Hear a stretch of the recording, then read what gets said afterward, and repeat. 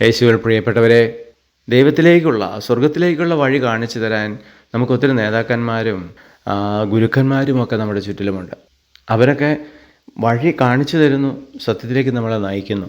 എന്നാൽ ഈശോ ഈ ഭൂമിയിൽ അവതരിച്ചപ്പോൾ അവിടുന്ന് ലോകത്തിൻ്റെ മുഴുവൻ ഗുരുവാണ്. അവിടുന്ന് നമ്മളോട് പറഞ്ഞു തന്നത് അവിടുന്നാണ് വഴി. അവിടുന്നിലൂടെ മാത്രമേ ദൈവത്തിൽ എത്തിച്ചേരാൻ പറ്റൂ. നിങ്ങൾ അറിയേണ്ട സത്യം അവിടുന്നാണ്, ഞാനാണ് സത്യം.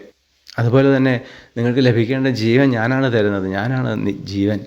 അങ്ങനെ ആദ്യമായിട്ടാണ് ഒരാൾ സംസാരിക്കുക. അപ്പോൾ നമുക്ക് വ്യക്തതയായി ഈശോയെ അനുഗമിക്കുന്നവന് കറക്റ്റായിട്ട് പിതാവിൻ്റെ പക്കൽ എത്തിച്ചേരുന്നു, സത്യം മനസ്സിലാക്കുന്നു, ജീവൻ സ്വീകരിക്കാൻ സാധിക്കുന്നു. എന്നാൽ ഇന്ന് നമ്മുടെ ചുറ്റിലും അനേകം നേതാക്കന്മാരുണ്ട്. ഈശോയുടെ രൂപം ധരിച്ച കള്ള നേതാക്കന്മാരും കള്ള ഗുരുക്കന്മാരും. അവർ വഴി കാണിക്കുന്നതിനേക്കാൾ വഴി തെറ്റിക്കാനാണ് വന്നിരിക്കുന്നത്. അവർ അസത്യമാണ് നമ്മളെ പഠിപ്പിക്കുന്നത്. അവർ നമുക്ക് ജീവനല്ല, നമ്മുടെ ജീവൻ നശിപ്പിക്കുകയാണ് ചെയ്യുക. അതുകൊണ്ട് യേശു വഴി തെറ്റാതിരിക്കുവാൻ നമുക്ക് തിരിച്ചറിവുണ്ടാകണം.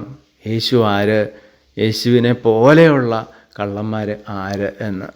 അതിന് നന്നായി പ്രാർത്ഥിക്കണം, നന്നായി വചനം വായിക്കണം, തമ്പുരാനോട് ചേർന്ന് നിൽക്കണം. സ്നേഹനാഥനായ ഈശോയെ, ഞങ്ങളെ അനുഗ്രഹിക്കുമാറാകണമേ, ഇപ്പോഴും എപ്പോഴും എന്നേക്കും. ആമേൻ.